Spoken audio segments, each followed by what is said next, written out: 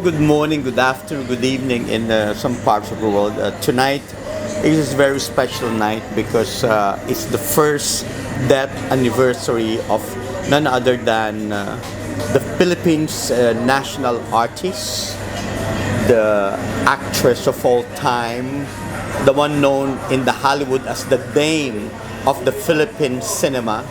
Of course, she has won and had rave reviews of films all over the world, from Cannes Film Festival to Australia Film Festival. She covered almost all the continents for winning the Best Actress. Of course, none other than a very good friend of mine, Miss Nora Aunor. Today is her first death anniversary, and I just want to recollect and remember all the happy times and all the great times I had with her. Okay, Kuya, since 1 year na natandaan ko na hindi na mo ako niyakap, sa'yo ko man narinig na nawala na sa Tigay. Ano yung, bukod sa mga memorable experience sa Tigay, ano yung pinaka-memorable mo sa kanya? Doon mo natin sa pinaka-meron pababa. Okay, siguro ang pinaka-memorable ko nung kaming dalawa lang nasa washroom sa Bahrain. That was 1991.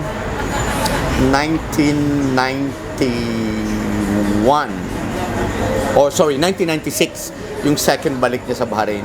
So nag-aantay kami noon, it was yung campaign ni Joseph Estrada. Andun kami sa Holiday Inn Hotel sa Bahrain.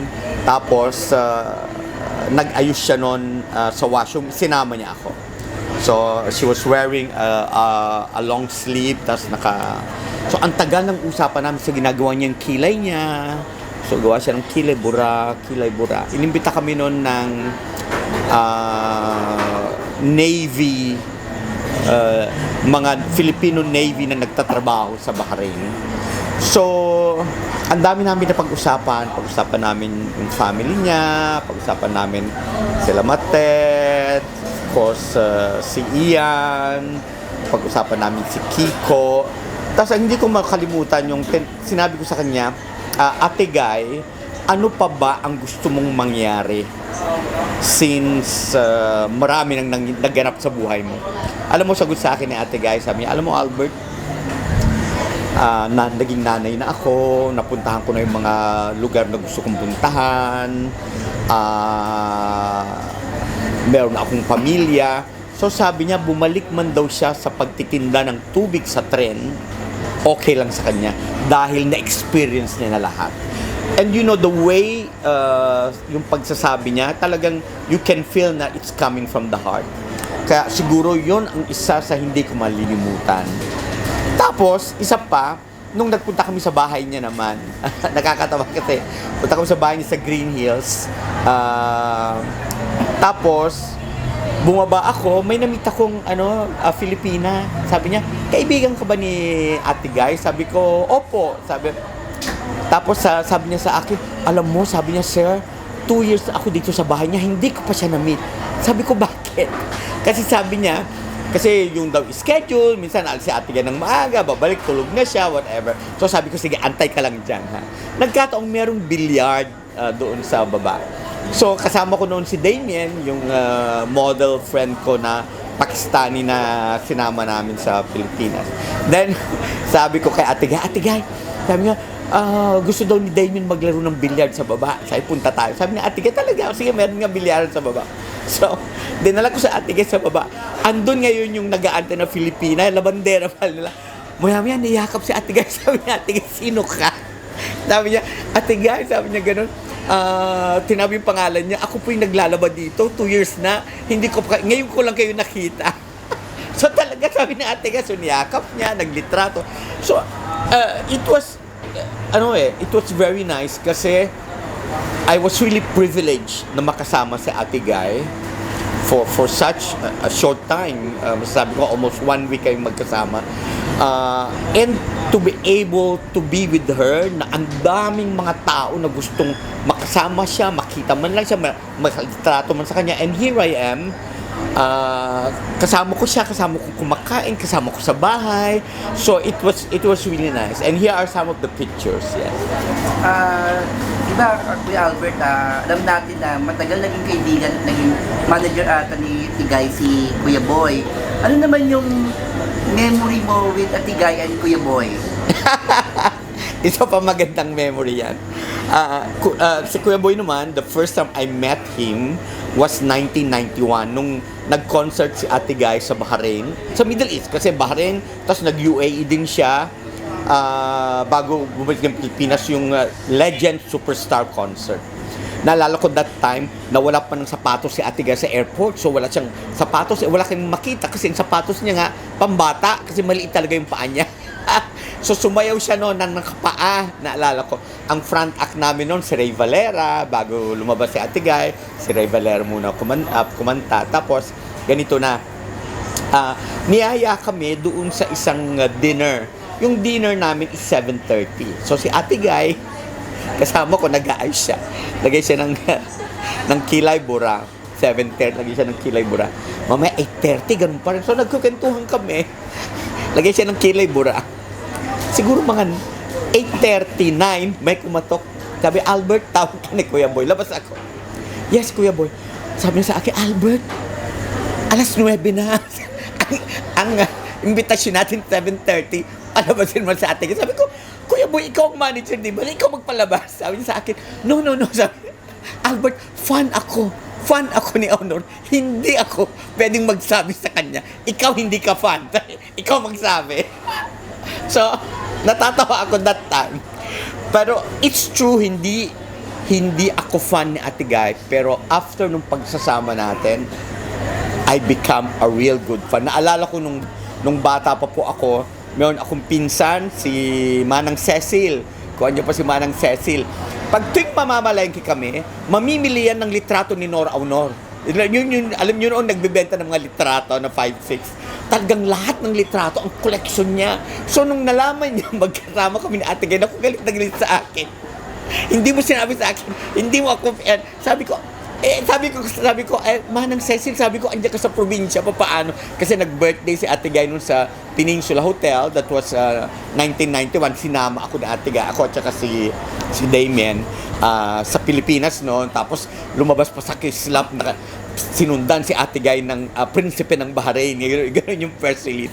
Naalala ko, in-interview pa kami sa TV Patrol ni Ate Guy. Anyway, so, yun ang hindi ko makakalimutan kay Kuya Boy, yung sinabi niya na, Albert, fan ako. At kwento sa akin ni Kuya Boy, sa kanya yung nanggaling na sa lahat ng artista sa Pilipinas, si Nora Aunor lang ang pinick up ng helicopter para makalabas ng venue. Walang nangyari, maski na kanino, up to this day and time. So, ganun po kasikat ang Miss Nora Aunor. Bukod pa dun kay Albert, siyempre, artista kasama mo sa Tigay. Siyempre, isa sa pinaka-importante parte ng buhay na Tigay, yung makasama siya sa isang film fest ata yun. Kwento mo nga, paano kayo napunta sa isang film fest na yun, ginawa nyo, ano yung masayang tagpo ninyo, pangyayari ng araw na yun sa film fest? Oo, ganito yun. Na-nominate si Ate Guy sa FAMAS Film Fest Award sa Pilipinas. So, tamang-tama, niyaya niya kami kasi birthday niya plus yung FAMAS Film Fest. Na-nominate siya noon para sa Bilangin ang Bituin. And of course, she won the Best Actress Award. Pero naalala ko noon, kasama ko si Ate Guy, sa likod ko, si Rufa May, at saka yung mother niya. Tapos lahat ng artista dumarating. Of course, Vilma Santos, Sharon Cuneta, Lorna T, lahat ng dumating, Gary Vil, na artista, yayakapin sa Ate Guy at magpupugay sa kanya. So, nakita ko on how she was respected as an actress, on how she was celebrated as an actress. Ganon. So, talagang well-respected siya. Maski doon sa birthday niya, naalala ko nga si Damien kasama. Sabi sa akin, Albert, she is that famous? Sabi ko, yes, of course. Sabi ko nga, because she is one, not just an actress, but of course, our national artist in the Philippines. Yun. Minsan, Kuya, nabanggit ko rin yun na kung gano'n siya ka-generous, di ba? Lalo na sa narinig ko rin naman sa mga ibang istorya, which is sa Pilipinas. So, nung kunwento mo yun, kwento mo nga yung bahagi na nagbigay din siya ng parang pera sa, parang Regalo. Regalo sa mama mo. Yes. Kwento mo rin yun. Ganito yon. How generous she is. Same thing, that was also 1991. Nagkaroon, after ng birthday niya sa Peninsula Hotel, 2 days after that, nagkaroon siya ng bulutong tubig. So, sinugod namin si Ate Guy, si St. Luke's at that time. So, nagbabantay ako at saka si Damien. Plus, I think, sino bang andon? Mel Nicandro was there. Portia Ilagan, yan ang mga kasama namin noon. So, one night, sabi ni Ate Guy, Albert, bili ka nga ng pagkain, baka nagugutom na si Damien. So, binigyan ko ni Ate Guy, siguro 3,000 pesos, 5,000 pesos, hindi ko maalala. Pero nagpunta ako ng Marios to buy some food, ginamit ko yung sasakyan ni Ate Guy. So, nung pagbalik ko ng St. Luke's, ang dami kong dalang pagkain, binigay ko sa kanya yung sukli. Sabi niya sa akin, ano to? Sabi ko, sukli, Ate Guy, ha? Ang dami-daming binili, may sukli pa. Sabi ko, yaw po. Sabi, bakit pag yung driver ko noon bumibili, hindi ganito karami, wala pang sukli. So, natawa ako.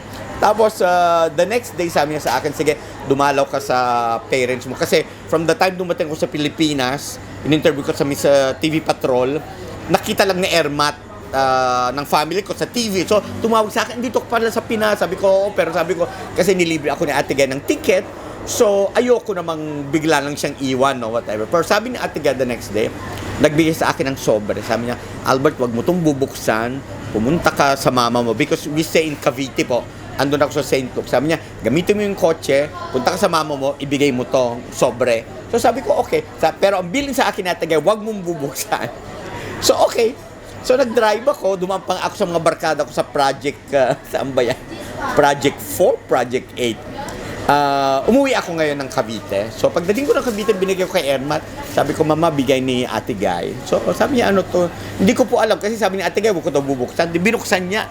Aba, nung pagbukas, cash. At that time, 1991, 10,000 pesos, di malaking pera. Sabi ni Ermat sa akin, sabi niya gano'n, kay Ate Guy ka na lang magtrabaho. Sabi, iwan mo na yung trabaho mo sa Bahrain. So sabi ko hindi naman pwede kasi nakakontrata po ako at that time. So, yun lang. I mean, Ate Guy was generous. Was so generous. So, pagtapos pa nung papauwi na kami, naalala ko, pinasarado niya ang Rustans sa Makati. Pinasarado yung buong third floor kasi namili siya ng mga items para ipadala sa mother ni Damien. Namili siya ng mga pinya cloth, tablecloth, mga bag. Ang dami niyang pinamili. I think mga worth 50,000 pesos yun at that time. Yung mga kung ano-anong mga items. So, it only shows how generous Ate Guy was and is hanggang maski nung na-meet ko siya noong 1996 again for the second time around. Tapos, direct, one time din nakita ko sa mga pictures mo na parang sweet niya, parang pagod siya, parang she is sleeping on your lap. Oo, yes. Tapos, para bang, yung bang pagod niya ganun siya siguro, ganun ba talaga siya yung ganun siya magtiwala Sweet. kaagad sa taong, syempre, sa iyo po. Ano masasabi mo? Anong pangyayari yung andun? Oh, very sweet. Si Ate Guy is very sweet. Sa bahay niya yon sa Green Hills at that time. I think yun yung time na galing kami sa bilyaran. Tapos umakyat kami sa sala. Tapos napagod ata siya. So, naglilitrato nun si Damien. Tapos, humiga siya doon sa lap ko. So, it was very memorable. Kasi nga, of course, sino ba naman ako, di ba? Sa dinami-dami ng tao na gustong makasama lang siya in a picture. Tapos, here she is, very sweet. At saka si Ate Guy, pag yung naglalakad kami, talagang hawak-hawak niya yung kamay ko. Ang higpit! Ang higpit niya humawak. Yung bang parang takot siyang bumitaw, yung ganong klase. So, she has that kind of trait na pag napalapit sa kanya ang tao, talagang very sweet siya. Mapunta tayo sa mga naging pelikula nito, Guy. Ano sa tiyansya mo ang the best sa'yo na nagawa ni Tigay na pelikula? Para sa'yo? Sa akin, ang dami. Puro remarkable lahat. Pero siguro, ang isang gustong-gusto ko is yung Banawe, with Christopher De Leon. Alam ko at one time nag-conference kami sa Manila kasama si Ate Guy. Sinasabi niya tungkol sa Bona kasi parang nawalan siya ng rights dun sa film dahil naibigay niya yung rights sa isang tao. So, pero sinabi niya na ginagawa ulit yung Bona na nire-imaging. That's another thing yung Bona. Tapos yung I think kasama sa 3 taong walang Diyos. Ano ba yung minsay isang gamo-gamo. Yung sabi niya, my brother is not a pig. Yan. Tapos, of course, yung walang himala. Ang himala ay nasa puso ng tao. Yan. So, it's more yung mga moments from different film na became classic. Of course, na even up to now, naalala pa ng mga tao. At saka direct, when it comes to effect, malaki ba naging effect sa iyo ni Nora Aunor na yun isa ka ng sikat na director, na rin sa ibang bansa. Ano yung nakuha mo o nakatulong ba ang pagiging pagkakakilala mo sa ating superstar sa pagiging director mo ngayon? Oo naman. Hinahanap ko minsan palagi yung intensity ng acting na maski walang dialogue, mata lang nangungusap na. Of course, diyan nakilala si Miss Nora Aunor. Minsan, pag nagde-direct ako ng mga cast, ng mga artista ko, sinasabi ko yon, just act. Don't say the words, but just act with your eyes. Kasi iniisip ko palagi si Ate Guy. So, bihirang-bihira akong maka-encounter ng actor or actress na merong intensity ng pagganap ng Nora Aunor. Okay, to the last question na lang. Nung araw na yun na nagritaan mo na Ate Guy already passed away, paano mo natanggap? Sino nagbalita sa iyo? Paano mo natanggap? Paano mo naitalon yung pagkabalita sa iyo na wala na si Ate Guy? Nagkakontakan din ba kayo ni Kuya Boy about that? Oo, very intense yung saan ko ba siya nabalitaan ko sa social media na sinabi nga nung una akala ko fake news lang, so mamaya ang dami ng balita, so totoo nga. Para akong na-black out that time kasi nag-reminisce sa akin, naalala ko yung mga time ko sa kanya.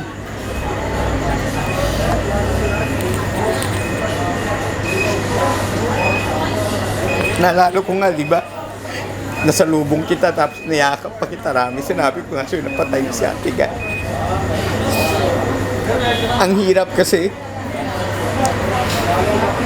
nagkaroon kami ng magandang friendship, you know.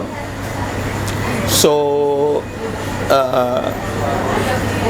hindi ko agad matanggap. It took time para mag-sink in.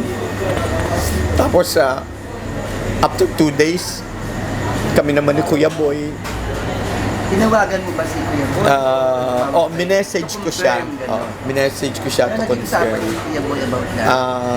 Sabi niya, oo, Albert. Sabi niya, wala na yung friend natin. Walang masyadong words. Kinonfirm niya lang sa akin. Yun, tapos after 4 days naman, si Damien naman from Bahrain. Sabi niya, Albert, have you heard about Nora Aunor? Sabi ko, yes, I did. So, malungkot din si Damien at that time. So, maski na ngayon, 1 year na ang nakakalipas, hindi pa rin basta-basta. Nakakalungkot pa rin yung ganun. And I think, up to the time of my death, masasabi kong hindi ko makakalimutan ang nag-iisang Nora Aunor. Siyempre Kuya, kagaya mo, marami na rin nagpapapicture sa'yo. Ano masasabi mo din sa mga, yung kaibahan ng fans ni Nora sa mga fans ni Paul? Kasi kita natin na until now, even she's already gone, they're still going to the linya ng mga bayani to give something. Ano yung kaibahan ng fans ngayon sa fans ng mga bagong artista? Yung fans na, kasi I heard that Nora Aunor give everything to her fans. Oo naman. At saka si Ate Guy, talagang naalala ko one time nung pinagkakagulon siya sa Bahrain noon, Tapos yung mga guard, nilalayo yung mga fans. Sabi ni Ate Guy, no, don't touch them. Sinabi ni Ate Guy yun. They're my fans.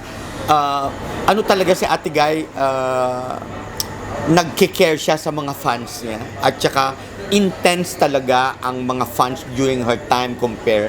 Ngayon, naalala ko nung si Ate Guy nasa Bahrain, may mga fans na dumarating, nagre-regalo sa kanya ng mga gold.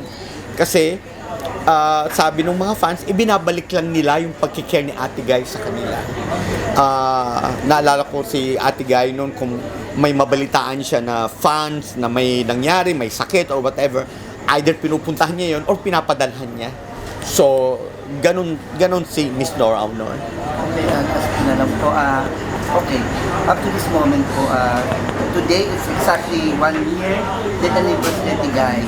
Ano po yung, kung makakausap mo sa Tigay this time, sa harap-harapan, siyempre, 1 year na nga po, anong gusto mong ipabaon sa kanya sa mga oras na to? Or some other believing that you're going to heaven. If this time, ipakita siya sa'yo, anong sasabihin mo kay Tigay? Siguro, ang sasabihin ko sa kanya, kumusta Ate Guy? Remain to be happy. You know? At saka kung meron ka pang gustong gawin sa buhay, huwag mong pakinggan ng kung sino-sino. Just push through what you want. Kasi alam ko na yun ang magpapaligaya sa'yo.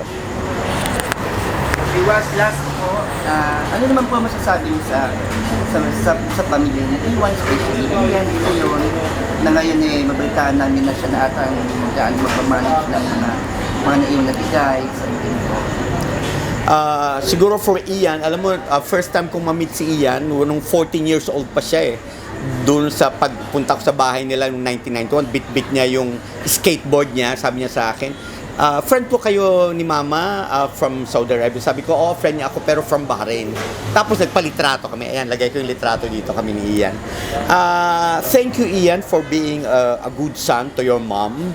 At saka siguro nakita mo naman kung gaano ka-importante, kung gaano kamahal ng mga fans si Ate Guy. I think you have to make something na hindi makakalimutan si mama mo, right?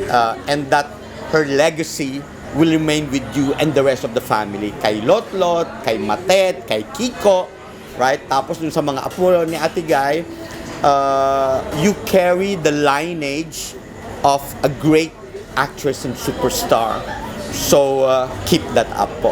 Last one word na lang po, ano pong mensaheng pwede maiwan sa mga pangyayari ngayon since baksak na lang. Parang hindi mo bumaksak, parang malamlam na ang showbiz, parang hindi na parang hindi na siya kagaya ng dati na ganun na labanan. Ano po yung masasabi niyo sa industriya ng pelikulang Pilipino sa ngayon? Ngayong wala na sa Tigay. Siguro, for our actors and actresses now, at saka yung mga padating, siguro try to emulate as much as you can the qualities as an actress of Miss Nora Aunor. And if you manage, maski konti lang po, I'm sure you'll go places. And last one, ano yung favorite song mo? Song ni Tigay na hindi mo rin malilimutan? Alam mo, nag-duet kami ni Ate Guy nung andito siya sa Bahrain, same year, 1991. Kasi ang nangyari noon, sabi ni Kuya Boy, okay, tatawag kami ng makaka-duet ni Ate Guy, ha? Sabi sa akin ni Kuya Boy, ikaw ang aakyat. So sabi ko, okay. So, nung nagtawag si Ate Guy sa audience, sabi, okay, sino pong gusto maki-duet sa akin? Umakyat ako. At kinanta namin yung Saan Ka Man Naroroon. So, siguro, yun yung kantang hindi ko makakalimutan. Kasi itong kakantahin ko or maririnig ko, palagi kong naalala si Ate Guy. Okay, last message po para sa isang taon na anniversary ng kamatay ng Tigay. Yung pong mga fans ni Ate Guy and for yung sa lahat na nagmamahal kay Ate Guy, I hope and pray na it will not only be this year na maalala nyo siya but all over your years. of course, nag-iisang Nora Honor. Maraming salamat, Direk Albert Gario, and God bless you. Thank you, Rami.